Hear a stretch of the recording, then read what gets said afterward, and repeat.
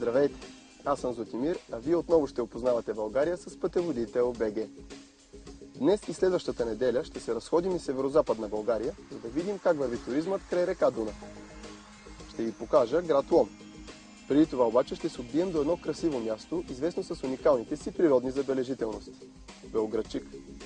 Това е град, който вече сме ви показвали в нашето предаване. Само че аз имам сериозна причина да го посетя отново. През това лято градът и неговите околности станаха отлична европейска туристическа дестинация. Какво означава това признание, ще разберем след малко.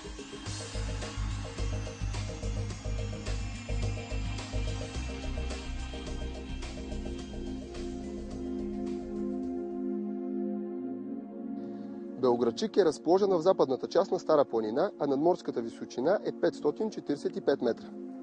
От София до Белоградчик разстоянието е 182 км, от Видин 52, а от тук до Лом, на където съм се запътил, километрите са само 70.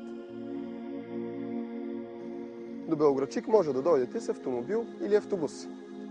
От столицата има редовна автобусна линия всеки ден, а цената на билета в едната посока е 15 лева. Ако пътувате с автомобил, трябва да тръгнете по пътя София-Видин и при село Медовница да се отклоните за Белоградчик. С влак се пътува до гара Орешец, която се намира на 11 км от града. От гарата има осигурена редовна автобусна връзка за всеки влак. Както вече ви казах, красивият български град Белоградчик бе първият, обявен от Европейската комисия за отлична европейска туристическа дестинация. Това се случи в Бордо през септември, а подготовката за кандидатстването започна през лятото.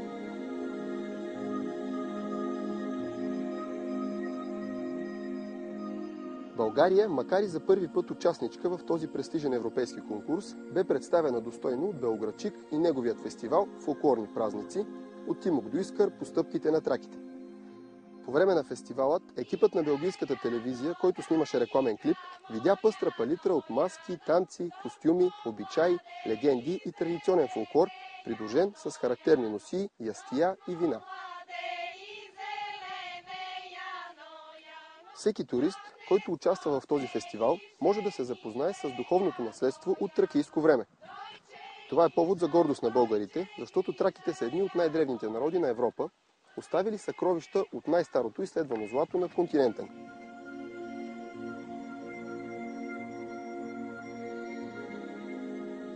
Тук туристът може да види природният феномен Белоградчишки скали, да разгледа духовния център на тракийското племе Трибали, да участва в маскарадното шествие през града с тракийски костюм и маска, да се трогне от саможертвата на девойката, която принася дарове на богинята Бендида, за да я умилостиви и за да спаси народа си, или да се просълзи на спектакъла за любовта между Орфей и Евридика.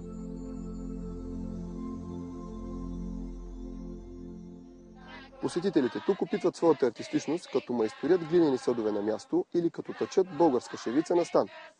Може да се чуе и види огромното разнообразие от изворен фолклор.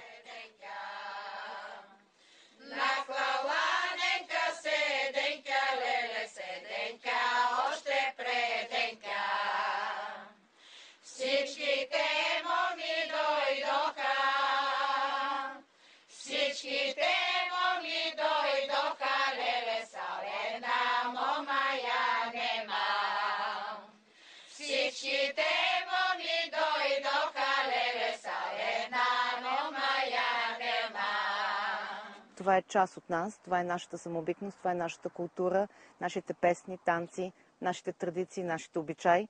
Нашите хора и ние самите като такива искаме да покажем точно тракийския дух на Европейския съюз, на всички гости, които искат да дойдат в България, да се насъдят на красотите на нашата страна, да попият от нашата култура, да се насъдят на нашите напитки, на нашата храна, на всичко това, което всъщност ни прави българи.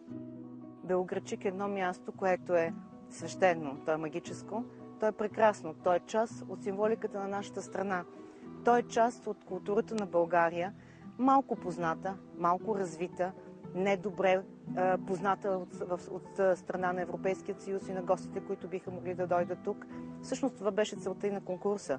Тази отличена туристическа дестинация да има потенциал за развитие в бъдеще, да бъде така добре организирана, да бъде така добре представена и добре рекламирана, че всички ние да си възхищаваме дълги години напред. Аз с гордост бих могла да разказвам дълго, разбира се, за Белоградчик. Защо точно Белоградчик? Как така се случи, че Белоградчик попадна в тази победоносна битка с всички останали райони в страната?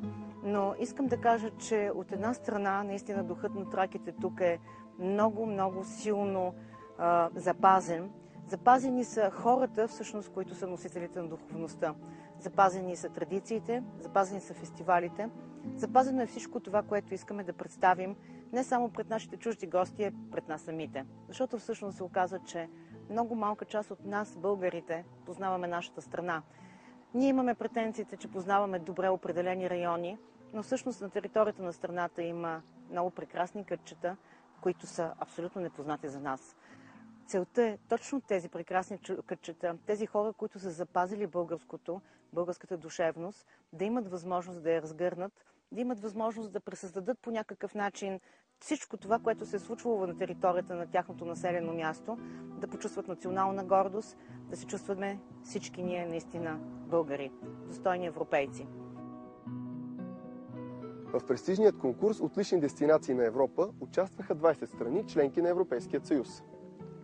Държавите достигаха до финала с дестинации, които покриват критериите на Европа и са отлични за своите страни. За България е огромна чест да бъде избрана сред утвърдени туристически дестинации като Румъния, Турция, Кипър, Гърция, Словения, Хърватска, Унгария, Австрия, Литва, Латвия, Естония, Италия, Франция и Ирландия.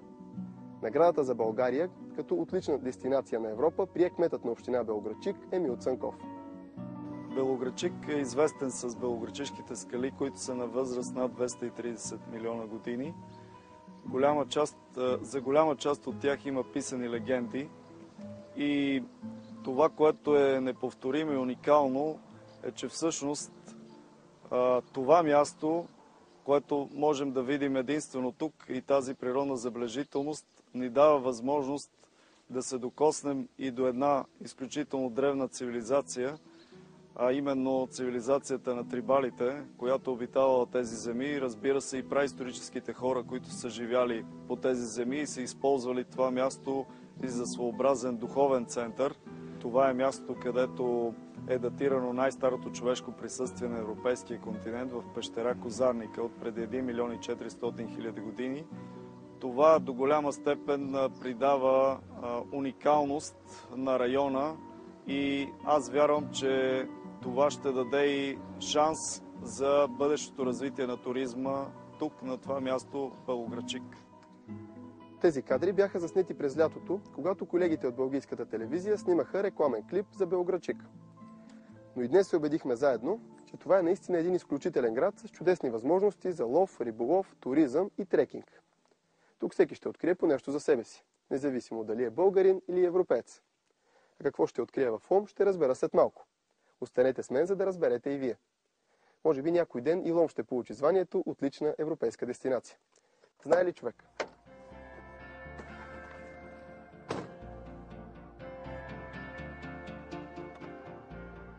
Лом е разположен на брега на река Дунав. Намира се на 49 км от Монтана.